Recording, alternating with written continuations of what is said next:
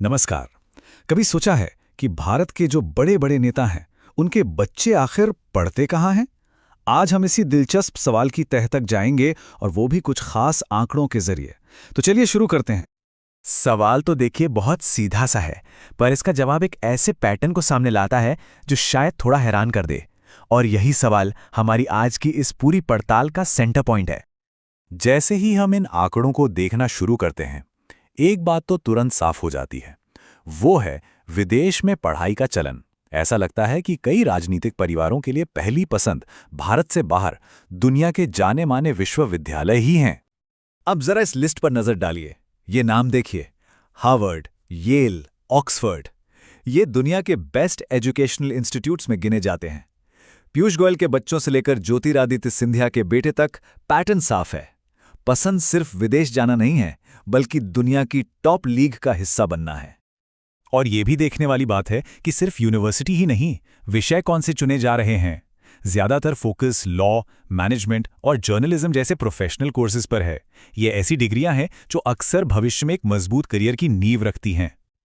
और हाँ, ये सिलसिला यहीं खत्म नहीं होता। लिस्ट और भी लंबी है। इसमें एस जयशंकर से लेकर स्मृति ईरानी और निर्मला सीतारमण तक के बच्चों के नाम हैं। और एक बार फिर अमेरिका और ब्रिटेन के टॉप कॉलेज ही सामने आ रहे हैं। मतलब ये कोई एक दो केस नहीं है, ये एक सोचा समझा ट्रेंड लगता है। वैसे इस पूरी लिस्ट में एक यूनिवर्सिटी का नाम बार बार नजर आता है, जॉर्ज टाउन यूनिवर्सिटी।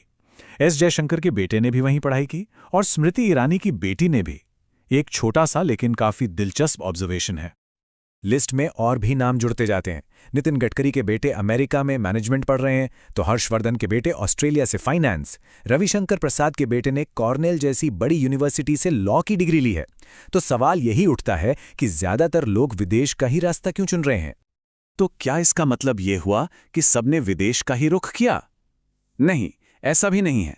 कुछ उदाहरण ऐसे भी हैं जिन्होंने अपनी पढ़ाई भारत में ही रहकर पूरी की। चलिए अब कहानी के दूसरे पहलू को भी देखते हैं। अब बात करते हैं भारत की। यहां हमारे सामने दो बड़े उदाहरण हैं। एक अमित शाह के बेटे जय शाह, जिन्होंने अहमदाबाद की निरमा यूनिवर्सिटी से बीटेक किया, और दूसरा खुद प्रधानमंत्री नरेंद्र मोदी, जिनकी अपनी शिक्षा दिल्ली यूनिवर्सिटी और गुजरात यूनिवर्सिटी में हुई। तो यहां पर ना दो बिल्कुल अलग अलग तस्वीरें उभर कर आती हैं। एक तरफ है अमेरिका और ब्रिटेन, जहां से लॉ, मैनेजमेंट जैसी पोस्ट ग्रेजुएट डिग्रियां ली जा रही हैं, और दूसरी तरफ है भारत, जहां के कॉलेजों से इंजीनियरिंग और आर्ट्स में अंडर ग्रेजुएट डिग्री ली गई। तो फर्क सिर्फ जगह का नहीं है, पढ़ाई के लेवल और चुने गए विषयों का भी साफ फर्क दिख रहा है। तो इन सभी आंकड़ों को अगर हम एक साथ रखकर देखें तो आखिर हमें पता क्या चलता है? चलिए इस पैटर्न को थोड़ा और समझने की कोशिश करते हैं। 16 ये सिर्फ एक नंबर नहीं है। हमारे पास जो डेटा है उसके हिसाब से कम 16 राजनीतिक परिवारों के बच्चों ने अपनी हायर एजुकेशन के लिए विदेश को चुना। ये एक ऐसा आंकड़ा है जिसे नजरअंदाज करना मुश्किल है। तो कुल मिलाकर कहानी यही है कि जब बात हायर एजुकेशन की आती है तो इन राजनीतिक परिवारों के लिए रास्ता अक्सर भारत से होते हुए अमेरिका या ब्रिटेन के टॉप क्लास विश्वविद्यालयों की तरफ ही जाता दिखता है। और यहीं पर हम एक अहम सवाल पर आकर रुकते हैं। शिक्षा का ये जो पैटर्न है, क्या ये सिर्फ बेहतर मौकों की तलाश है या फिर ये किसी और तरफ भी इशारा करता है? इसके पीछे की वजह क्या हो सकती है? ये सोचने वाली बात है।